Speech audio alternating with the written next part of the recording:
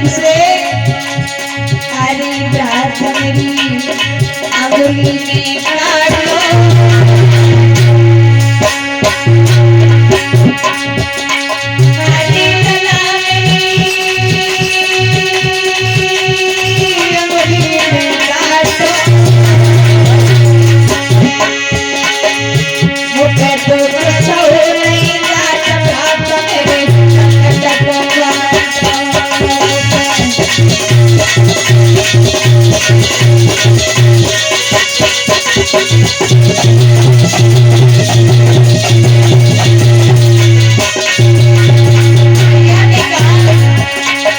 अपनी भाषा में कहने लगा, बहन वैसे भी मैं सिरोनी में पड़ा हुआ हूँ, मेरे शरीर से अपना शरीर दूर रखना।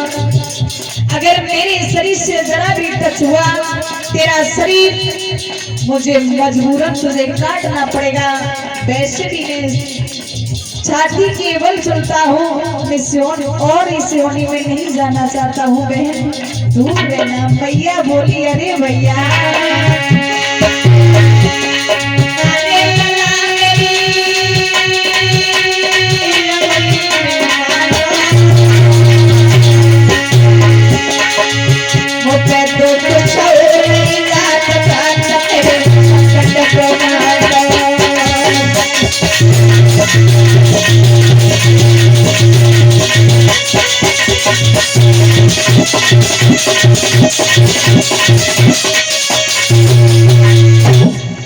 सर्प इतना कहकर के पानी में चला जाता है। मैया आगे को बड़ी, देव ऋषि नारद का आना हुआ है। नारद ने देखा, आवाज लगाई, बोले कौन हो, कहाँ जा रही हो? इतनी रात्रि में नारी जाति को घर से निकलना बड़ा अशुभ होता है, तुम्हें डर भी नहीं लगता है? कहाँ जा रही हो? क्या मरने के लिए आई हो? हाँ बाबा। क्यों? मैया बोली, बाबा रात्रि के समय नारी जाती घर से निकल करके जाती होगी, क्या तो वो अपने प्राण त्यागने के लिए आई होगी और क्या अपने प्राण बचा करके भाग रही होगी। अच्छा, तो मरने के लिए आई हो? क्यों मरना चाहती हो? बाबा मेरे एक भी ललान आए, मेरी सौत ने घर से निकाल दिया, पति का प्रेम छूट गया, तो मेरी जिंदगी में मरने के अलावा कोई दूसरा साधन नहीं है। नारद हंस के बोले, अरे बिटिया, अरे लाडो, तुझे किसने बोल दिया कि तेरे लाल नहीं होगा? तू घर लौट जा, ये मेरा वादा है, तेरे पुत्र अवश्य होगा। मैया हंस के बोली, लगता है संत भी झूठ बोलने लगे। बाबा नारद बोले, बिटिया लाडो, तुझे नहीं मालूम है कि संतों के वचन कभी खाली नहीं जाते। बोले बाबा नारद कि मोर वचन चाहिए पड़ जाए ठीका, संत वचन पत्थर की का। अरे लाडो, संत जो बोल देते हैं एक बार तो वो वचन कभी खाली नहीं जाता है। तू घर लौट जा। मैया बोली, बाबा मेरे पुत्र कैसे हो? बोला मैया बोली है कि 6 महीना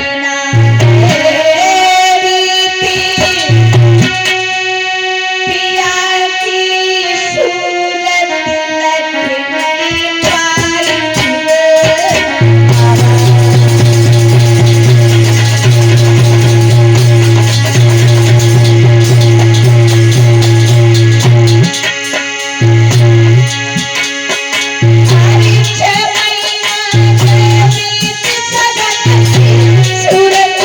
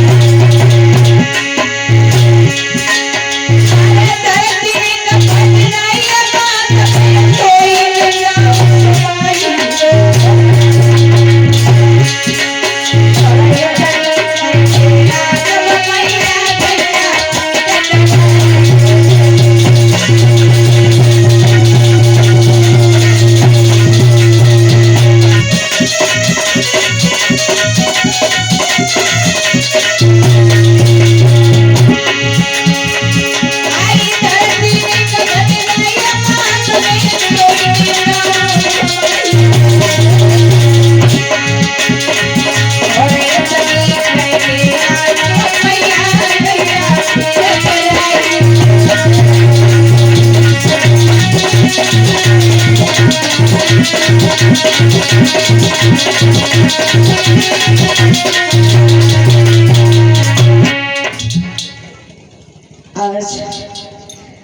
मेरे भक्तों मैया सुनीति विलक विलक करके रोने लगी। दादा आज मैया विलक विलक करके रोने लगी है तो बाबा नारद ने एक बात पूछी। लड़ो हाँ बाबा एक बात बताओगी? बोलो। बाबा नारद बोले बिटिया सुनो।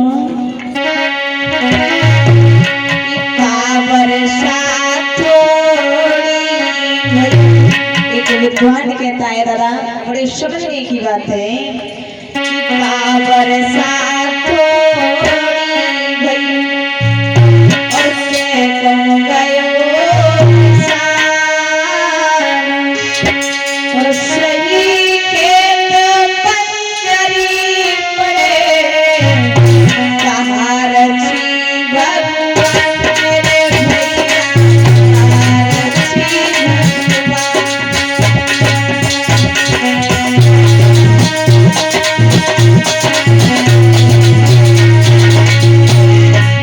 बाबा नारद बोले बिटिया बरसात के तुम गयो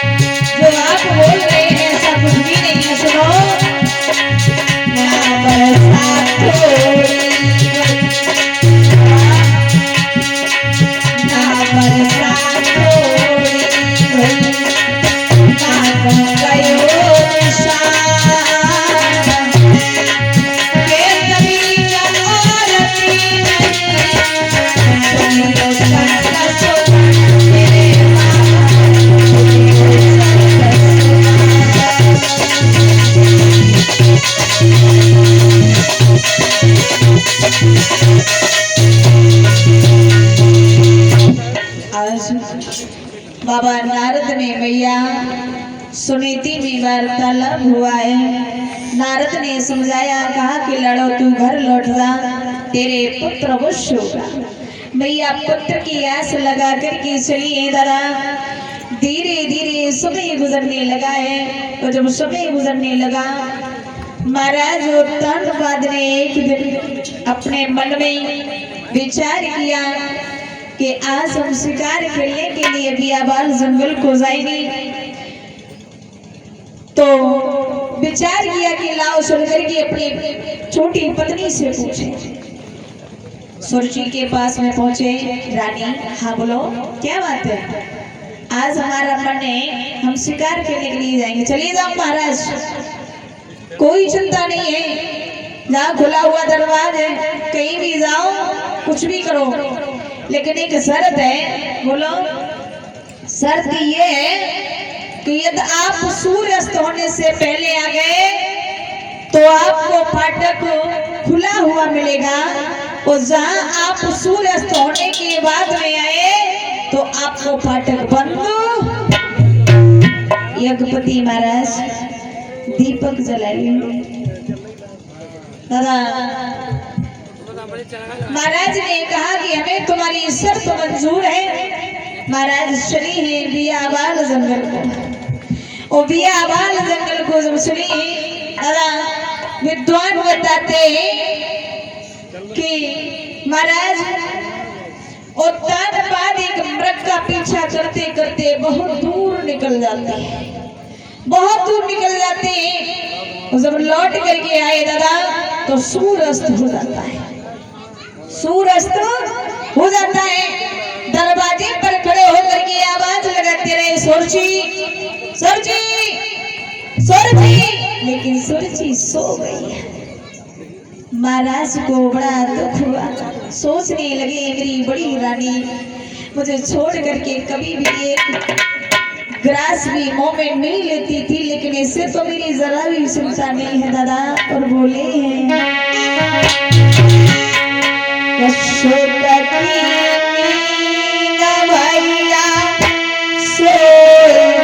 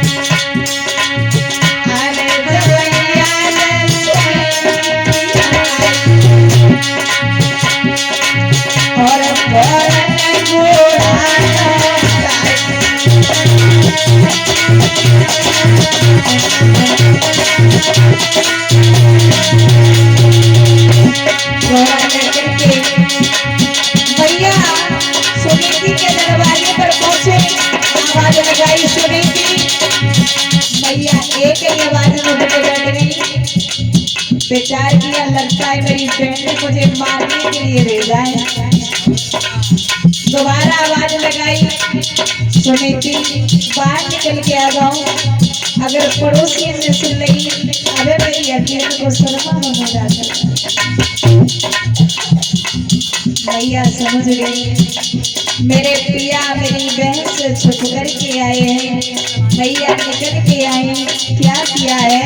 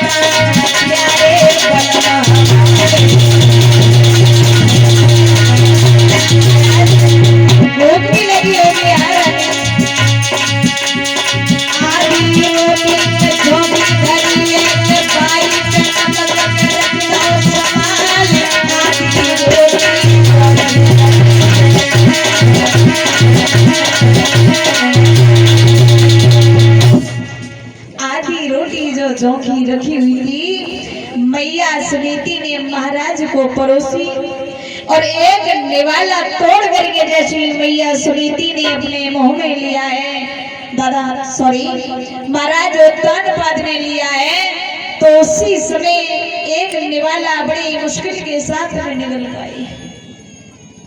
बहुत मुश्किल में पूछने लगी, रानी हाँ बोलो महाराज।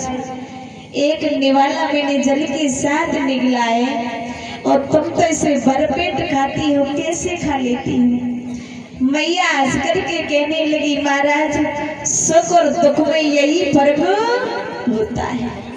सुख में सुंदर सुंदर पकवान फीके लगते हैं और दुख में सूखी रोटी एक अमृत महाराज बन जाती है। एक विद्वान कहता है, इस दुनिया में सर्व सुख किसी को नहीं है।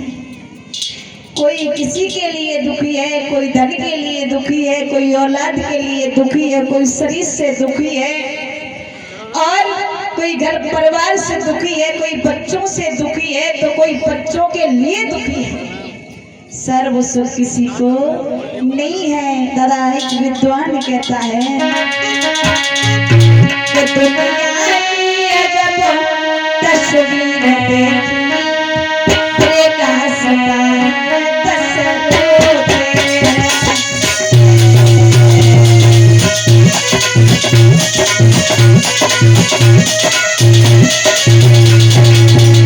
विद्वान कहता है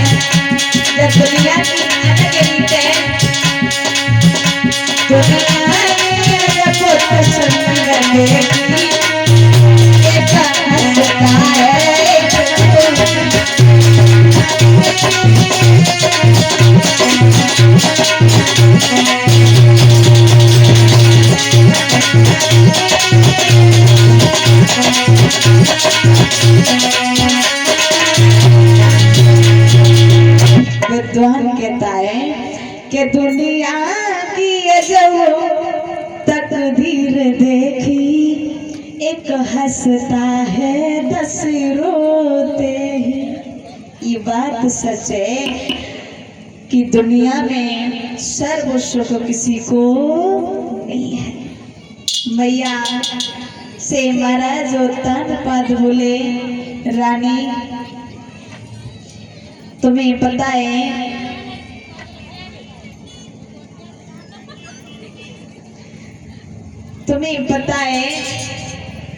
मैंने कितना मना किया था, मैं दूसरी शादी नहीं करूंगा, लेकिन तुमने मेरी एक बात नहीं मानी।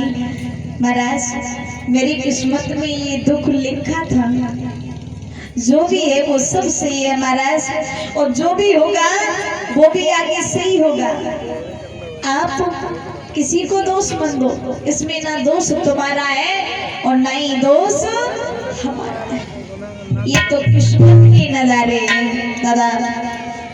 विद्वान कहता है सुख और दुख मनुष्य के खास मित्र होते हैं। सुख और दुख मनुष्य के खास मित्र होते हैं। दादा एक बात याद रखना, घर परिवार मित्र सखा रिश्तेदार सभी साथ छोड़ जाते हैं, लेकिन सुख दुख मरने के बाद भी पीछा नहीं छोड़ते। सुख के पीछे दुख है और दुख के पीछे सुख है।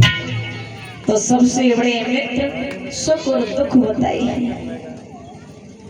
एक विद्वान कहता है कि मनुष्य सुख और दुख को कभी चाहकर भी ये नहीं बोल सकता है कि मुझे दुख नहीं चाहिए सुख चाहिए, और कभी यानी मनुष्य ये नहीं कह सकता है कि मुझे दुख दे दो सुख मत दो। ये तो कुदरत की देन है, कभी सुख है तो कभी दुख है। बताया कि सुख भी हमें प्यारे और दुख भी हमें प्यारे, और छोड़ो से भगवान दोनों ही तुम्हारे।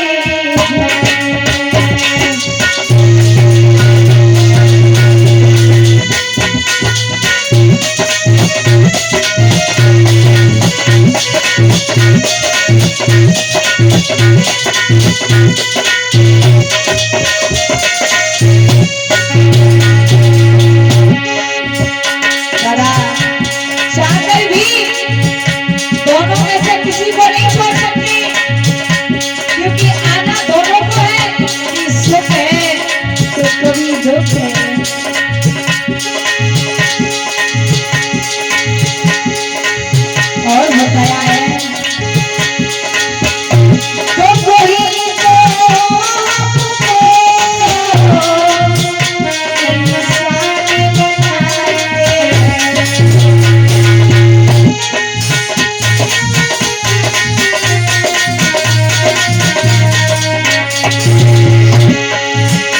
सब तो ही तो गाड़ी को चलाते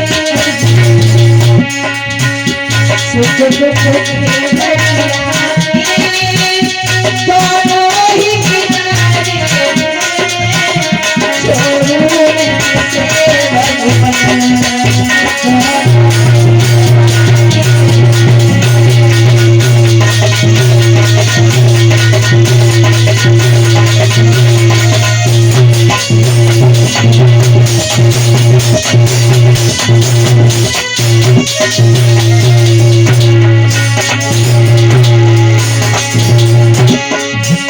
सुख भी हमें प्यारे हैं, दुख भी हमें प्यारे हैं, छोड़ो से भगवान दोनों ही तुम्हारे।